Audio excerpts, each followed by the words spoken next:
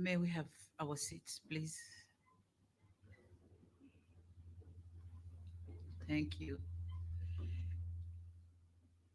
Your Lordship, Justice Peter Shivute, Chief Justice of the Republic of Namibia and Chairperson of the Southern and East African Chief Justice Forum, Your Lordship, Justice Professor Ibrahim Juma, Chief Justice of Tanzania, and I notice the presence of your twin brother, Chief Justice of Zanzibar. He's here with us. Honorable Chief Justice and Deputy Chief Justices here present.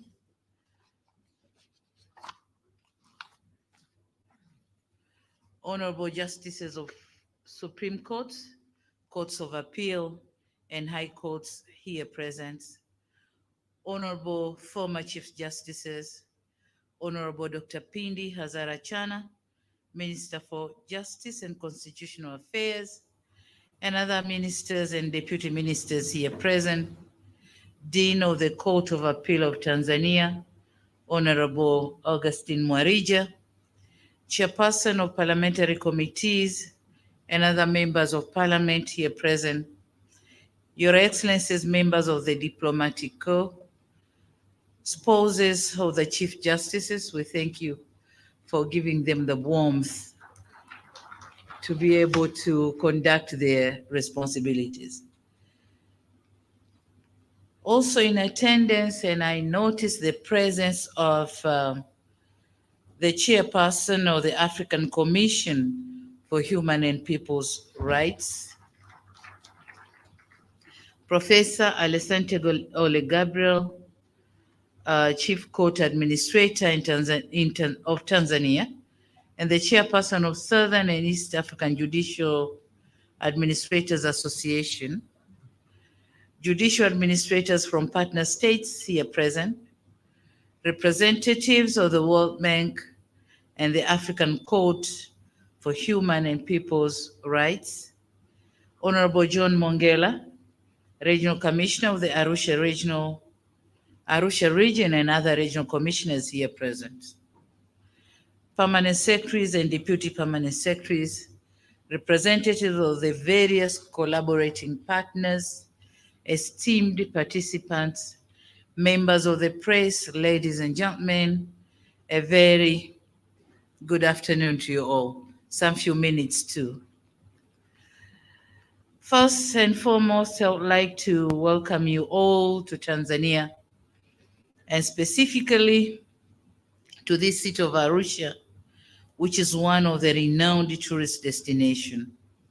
It is also with great honor and pleasure that I received your invitation to be a keynote speaker to this, having noted the theme of your annual conference for this year, which is the role of the national judiciaries in dispute resolution under the African Continental Free Trade Area, application of modern technologies for high efficiency in justice dispensation. I accepted your invitation with a very keen interest. I did so because this theme has come at an appropriate timing and is loaded with significant insights. As you are aware, I'm aware that all of you have gone through, or you are aware of the history on the establishment and the signing of the agreement on the establishing the African Continental Free Trade Area, which was done in March 2018. You are aware of the deposition of ratifications and coming into force of the agreement on 29th April in 2019. And you are aware of the official launch of the African Continental Free Trade Area operational phase on January 2021. So I shouldn't dwell myself in explaining the history because you are all aware of it. I should say that we in Tanzania became the 40th country in Africa to deposit the instrument of ratification. So we are full member of the African Continental Free Trade Area. Honorable Chief Justices and invited guests, with such development, it is now a proven fact that the African Continental Free Trade Area is no longer a dream, but a reality. 8 regional economic communities to form a single continental market, this being the world's largest free trade area with a population of about 1.3 billion people and a collective GDP of approximately 3.4 trillion US dollar. This single African market has become a major fertile ground laden with vast economic opportunities for our people. If properly exploited, it has the potential to unlock and support robust intra-African trade and investment initiatives, remove barriers to entry, and expand our private sector's prospects of a wider intra-African market access, thereby deepening our African continental integration agenda. It is also an avenue for stronger business partnership, improved entrepreneurial spirit, and motivation for our small and medium entrepreneurs, which can access a variety of products through intra-trade arrangements, as well as favorable transfers of technology. It is for such reasons, among others, the African Continental Free Trade Area was designated as one of the flagship programs of Agenda 2063, the Africa we want. Honorable Chief Justices, success of such a flagship project cannot be effectively attained without due recognition of the place and the facilitative role played by our national judiciaries in resolving domestic as well as cross-border business-related disputes. As part of key institutions within our countries, national judiciaries have been the founding or the foundation of sustainable peace, tranquility, stability, and unity. All these being the prerequisite factors conducive for effective implementation of the African Continental Free Trade Protocol, which is intended to improve economic well-being of our countries through increased private sector cross-border and intra-border trade, business, and investment. Of recent, this noble role played by our national judiciaries has received much impetus through the application of modern technologies. As it shall be demonstrated in the course of your discussion, we in Tanzania, for instance, have learnt our lessons regarding the necessity to employ modern technologies in facilitating dispute resolution, especially during the challenging times. Honorable Chief Justices and invited guests, it is a fact that the COVID-19 pandemic did bring vital lessons to our nations and institutions. By then, you couldn't have these sort of meetings, but you couldn't stop carrying on with your responsibilities. And one such lesson is the necessity to re-engineer the internal modus operandi by crafting homegrown technological solutions to facilitate continued provision and delivery of essential services to our people, with or without necessitating a complete shutdown of our economies. So here in Tanzania, we couldn't do any shutdown, but we couldn't stop working. We used the modern technologies in providing the services to the people in various sectors, judiciary being one of them. In Tanzania, one of the areas to which we drew attention at and deployed technological solution to mitigate the negative effects of COVID-19 was the administration of justice to our people. Through the aid of homegrown technological solutions, our judiciary was not only able to maintain access to justice by all who were in need, but was also able to ensure the safety of its staff, um, and that of court users.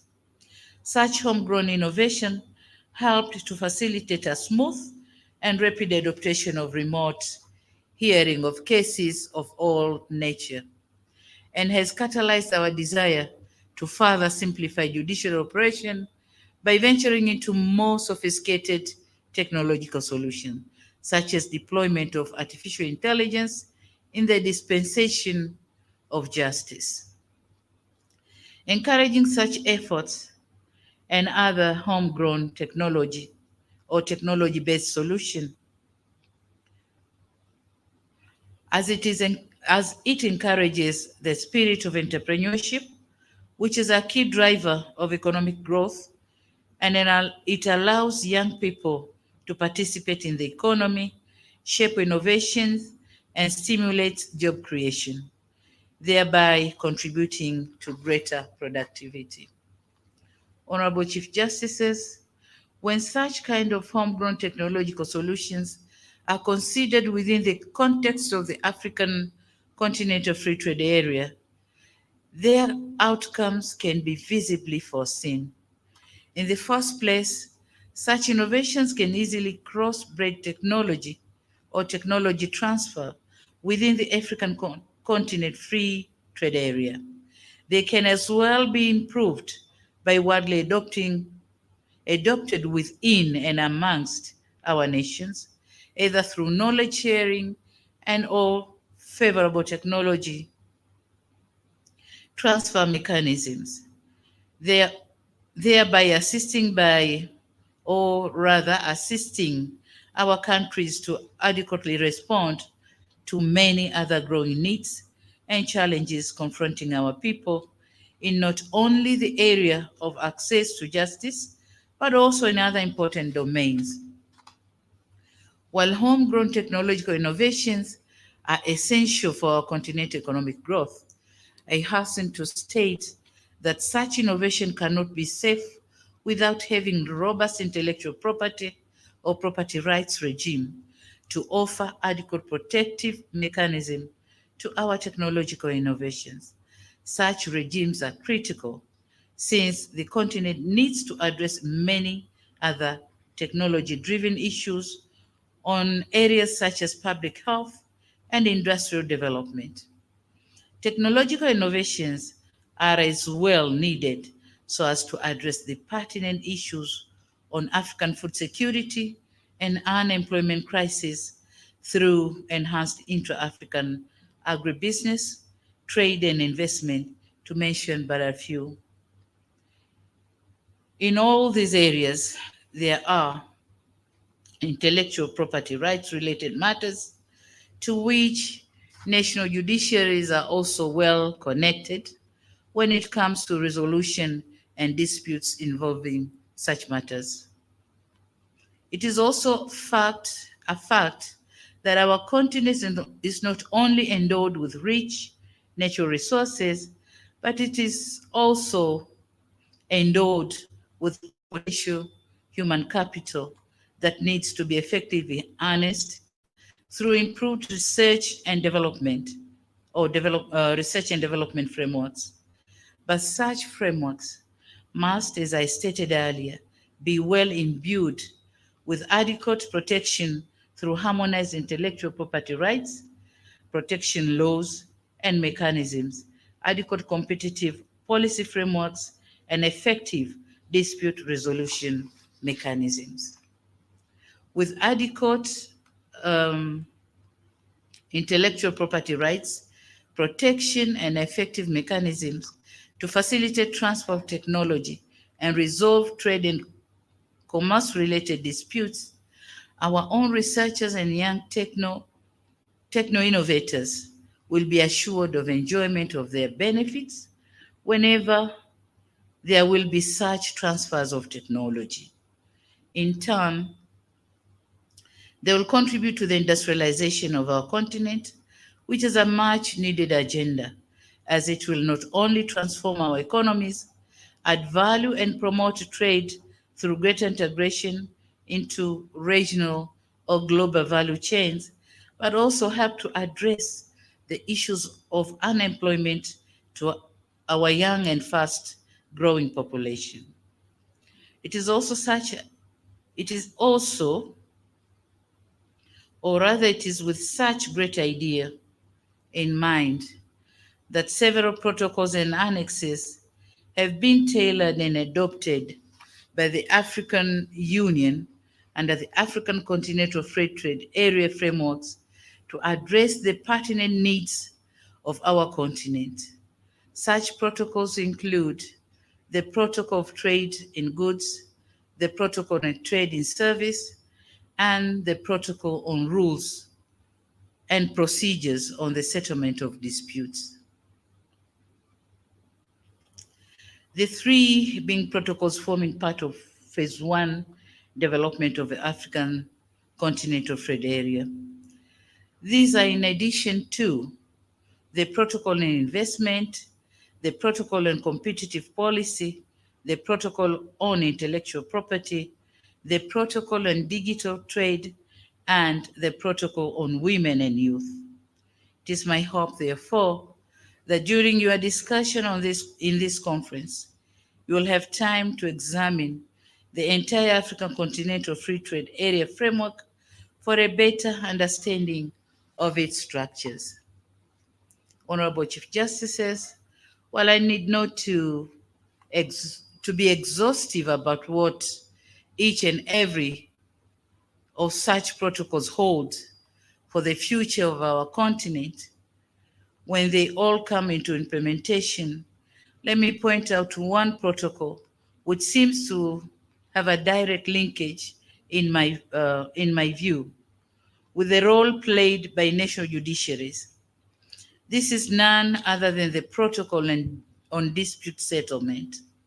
While I don't intend to preempt your depth discourse regarding the protocol, in my views, the effectiveness of this protocol and the decision that will emanate from its dispute resolution body may have a lot to do with our national judiciaries.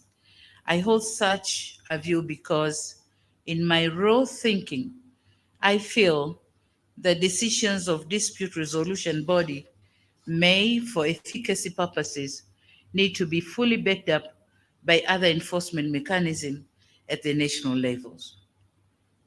I'm confident that your conference will give more insights to such raw thinking of mine, this being a gathering of distinguished judicial luminaries.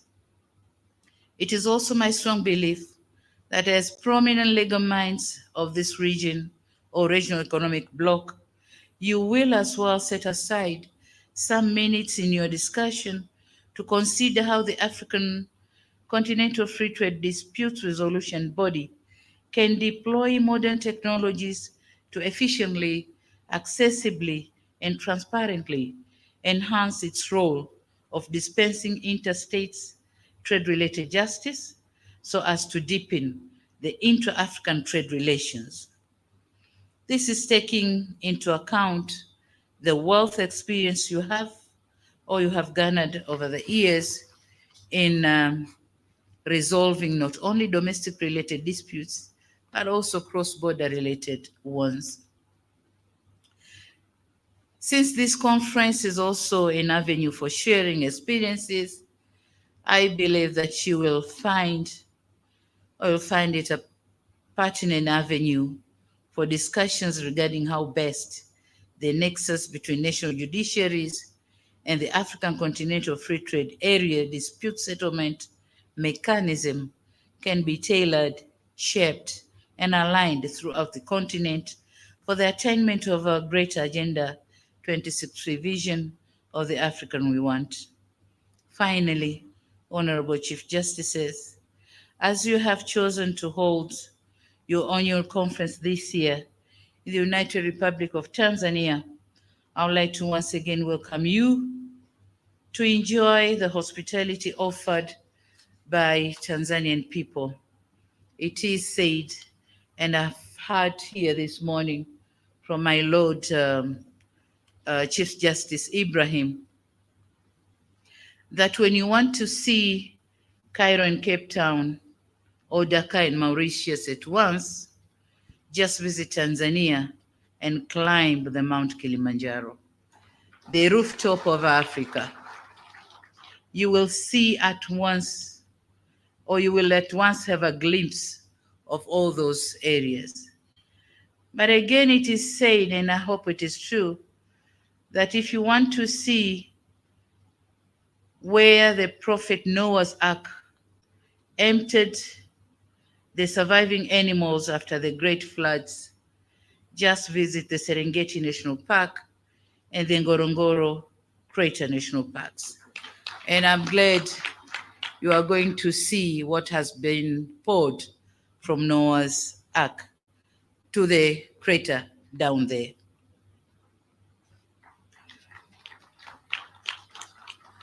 But you may as well be in need of a fragrant and tranquil breeze to soothe your mind after a long discussion in this conference.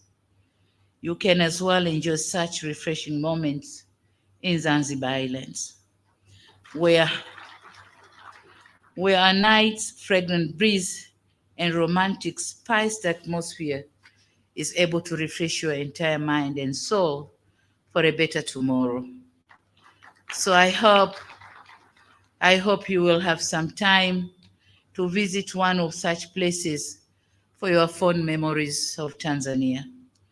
On that note, I wish you a successful and productive conference, and may God bless Africa, God bless Tanzania, and all who have attended this meeting. I thank you for your kind attention. Thank you very much. As you stand up, please put up a great round of applause once again.